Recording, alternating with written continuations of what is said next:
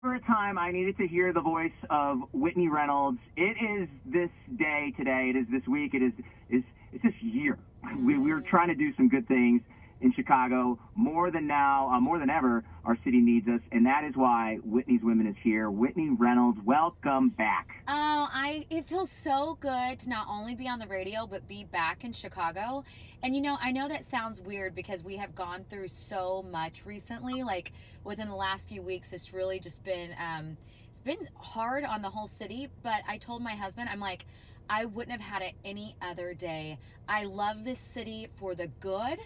And I love it whenever we need to do some work and we need to really get busy and be better. And I love it on its hardest day too. So I'm really thankful to be home and able to be back on air and bringing amazing women, because despite everything that's going on, between COVID and, all of the peaceful marches and the riots and, everything that's going on, I know that there's so much good out there and it needs to be heard, and that is exactly who we have on today with Kat. Now, Kat, before you get into too much, tell us how old you are.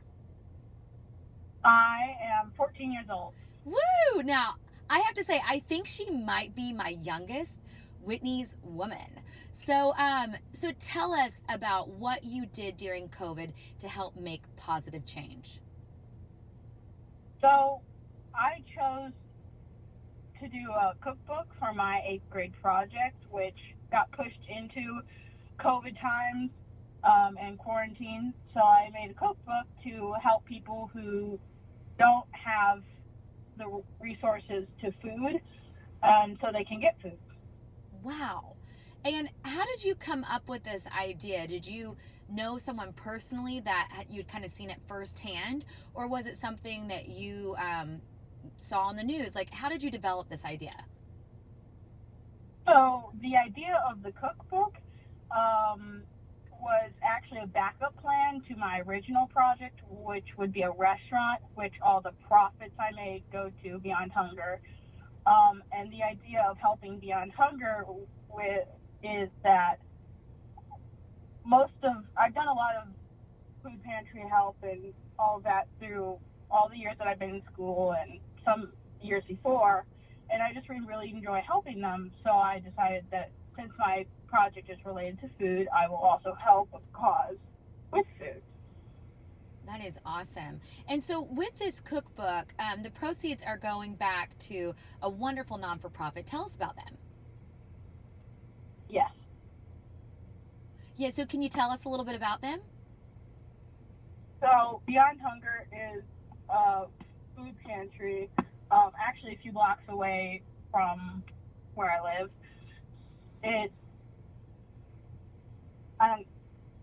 It serves a big community of Oak Park, River Forest, all of that kind of area, the suburbs and the cities.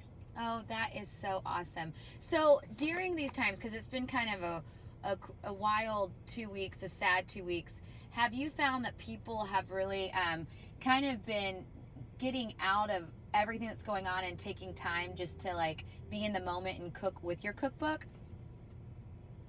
Yes, I've been hearing a lot these past few weeks since my cookbook has been released, of people trying out the recipes and saying which ones they like the most. That is so out awesome. Of the cookbook. And whenever you said that people don't have access to this type of food, like, did you make it kind of off of simple recipes, or can you tell us about how you developed the recipes? Yes. So I wanted to make a cookbook with recipes that you can make out of things that usually you have just in your house, just like laying around, or things that don't get used often or you use a lot, and you just have so much of it that you can use some of it for another recipe. That is such a good idea. Yeah, plus I did the illustrations myself, and I've been hearing a lot of comments saying that they like the illustrations. That is so neat. So now, where do people get your cookbook? Tell us where our listeners can go and find out more to help this organization. So with the people at Beyond Hunger, they helped me set up a website where they can donate, and the donation goes straight to Beyond Hunger. And there's a little more info about me. The website, it's just a direct donation. There's no middleman between it. So. That is amazing. Beyond Hunger. So there's a website there. And do you happen to know the website off the top of your head, or do you want me to post it in our social? No. Okay. I will make the website. Okay. I'll make sure that we post that in our social. But Kat, I am so grateful that you joined. I can't believe, Brady, I want you to join this conversation. An 8th grader, which I remember when I was in 8th grade, I don't think I was developing cookbooks to help world hunger.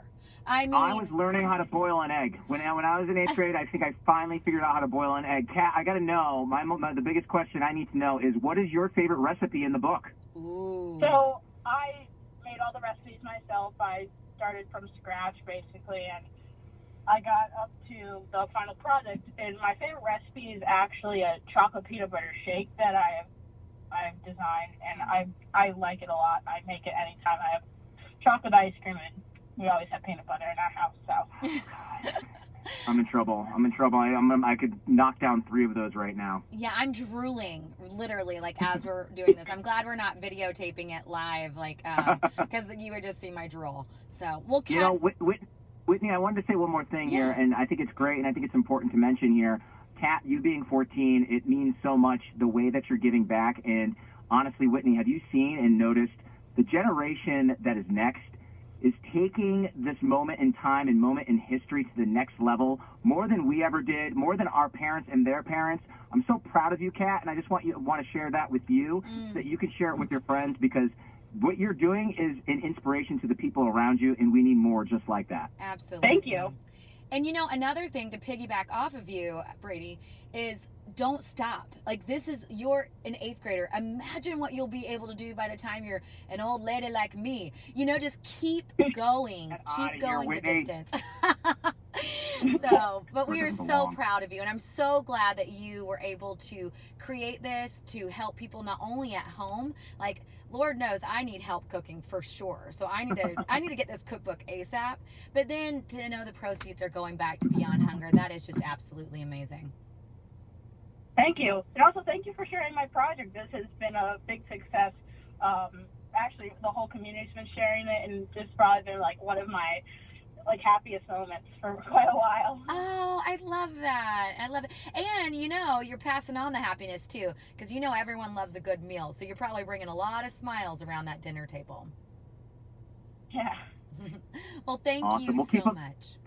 Keep up the great work, Kat. And speaking of great work, Whitney, we got to talk about some of the things you have coming up. Oh my goodness. Well, I am back, as I mentioned earlier, and we are taping our new season, which was supposed to be taped in the spring, but because of COVID, we waited. And I'm telling you, it's amazing how this has worked, because now we are doing a show dedicated to everything that's been going on the last few weeks here in Chicago, but around the nation. And then we're also doing a show on coping with COVID. So we have some very relevant topics, some very deep issues that we're doing research on that need to be heard. And so I'm honored that my staff and I get to be a safe space for those stories. And I'm telling you, this fall is it's going to be really powerful. So we're working on that. And then when I was in Florida, I actually found out last week that we won a Telly Award for our show Overcoming Racism. So it's been a very, my goodness. Yeah, it's been a big week for us, but it's not like a pat on the back. It is like a pat on the shoulder of go, keep going, because these are the type of topics that need to be heard. It is not for the sake of being on TV for me. It is, and this has stirred up even more in my heart in the last few weeks, is knowing that everyone out there has a story, and it's about listening, folks, and we got to hear it. So I'm honored to be a platform that we get to share that. Well, you do that week in and week out, so we thank you here at iHeart Chicago, and can't wait to catch up with you next time, and love what you guys did.